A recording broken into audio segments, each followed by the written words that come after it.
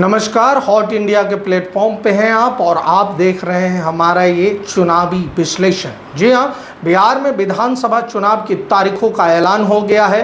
आज शाम 4 बजे कुछ ही घंटों के बाद चुनाव आयोग की तरफ से मिली जानकारी के मुताबिक आज शाम 4 बजे मुख्य निर्वाचन अधिकारी ज्ञानेश कुमार प्रेस कॉन्फ्रेंस के जरिए चुनाव की तारीखों की घोषणा करेंगे। इसी के साथ प्रदेश में आचार संहिता भी लागू हो जाएगा।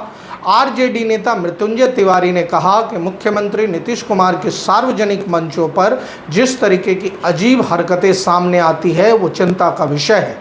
तेजस्वी यादव ने सोशल मीडिया पर वीडियो डालकर सवाल पूछा है कि नीतीश कुमार को इस हालत में किसने पहुंचाया। ये गंभीर सवाल है। नीतीश कुमार पूरी तरीके से अचेत अवस्था में है। अब वो मुख्यमंत्री की कुर्सी पर बैठने की स्थिति में नहीं है। उन्हें रिमोट से चलाया जा रहा है। उनके आसपास के लोग अपने स्वार्थ के लिए उनके नाम का इस्तेमाल कर रहे हैं। जी हाँ, इस तरीके की चुनावी जो विश्लेषण है उसमें इस तरीके की खबरें आ रही है। महागठबंधन में पहले सीएम फेस को लेकर कश्मकश चल रही है। इसी बीच मुकेश सहनी ने बड़ा दावा करके सनसनी मचा दिया है राजनीतिक गलियारों में कि महागठबंधन की बैठक पर विकासशील इंसान पार्टी यानी कि वीआईपी के राष्ट्रीय अध्यक्ष मुकेश सहनी ने कहा है कि बैठक समाप्त हो गई है और हमने विस्तृत चर्चा की है। वो सब सीट बंटवारा जो है कि पूरा हो गया है। हम 2 से 3 दिनों के भीतर घोषणा करेंगे। मैं उप मुख्यमंत्री बनूंगा। जी हाँ, मैं उप मुख्यमंत्री बनूंगा। ये ध्यान देने वाली बात है। गौर मतलब है कि मुख्यमंत्री नीतीश कुमार ने हाल ही में मुख्यमंत्री रोजगार योजना शुरू की है। इसके तहत आज 21 लाख महिलाओं के खाते में 10-10 हज़ार रुपये भेजे जाएंगे। दूसरी खबर पे अगर हम जाएं तो बिहार विधानसभा चुनावों की तारीखों के ऐलान से पहले भाकपा नेता प्रतिपक्ष तेजस्वी यादव से मिलने के लिए उनके आवास पहुंचे। राम नरेश पांडे के नेतृत्व में भाकपा की टीम पहुंची है। सीट शेयरिंग के मुद्दे पर वार्ता के लिए भाकपा के नेता पहुंचे हैं।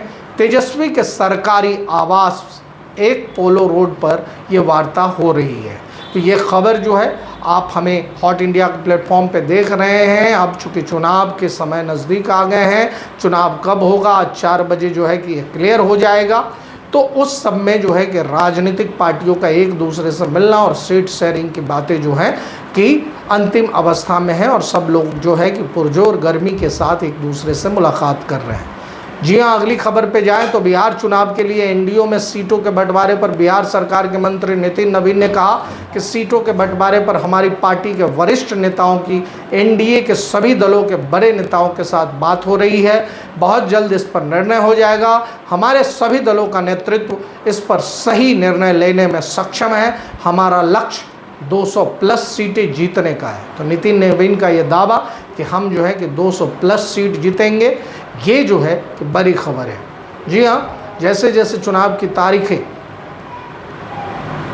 सामने आ रही है वहीं कांग्रेस सांसद रंजीत रंजन ने चुनाव आयोग की प्रेस कॉन्फ्रेंस पर कहा कि घोषणा तो बहुत पहले होनी थी, जो आज हो रही है। हम पूरी तरीके से तैयार हैं।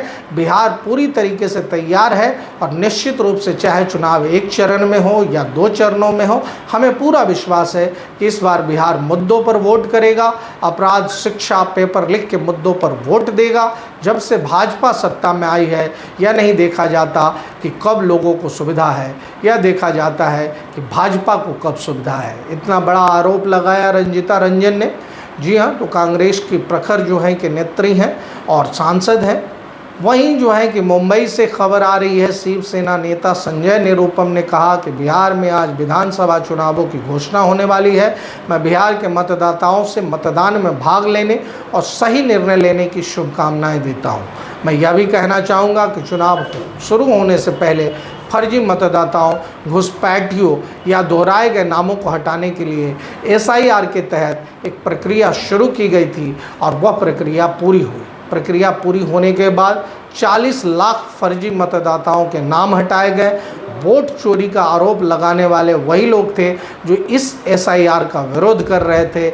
इसी तरह महाराष्ट्र की मतदाता सूचियों का भी शुद्धिकरण किया जाएगा और चूँकि बड़े पैमाने पर फर्जी मतदाताओं और घुसपैठियों के नाम हैं, ऐसे सभी नामों को हटाने के लिए शिवसेना जो है ऐसे सभी नामों को हटाने के लिए शिवसेना की ओर से हम महाराष्ट्र में SIR की मांग करते हैं। संजय निरुपम ने कहा कि महाराष्ट्र में भी SIR लागू हो जैसे कि बिहार में लागू हो रहा है, और जैसे कि बिहार में फर्जी मतदाताएं काटे गए हैं वैसे महाराष्ट्र में, मुंबई में भी इस तरीके की पहल की ज़रूरत है।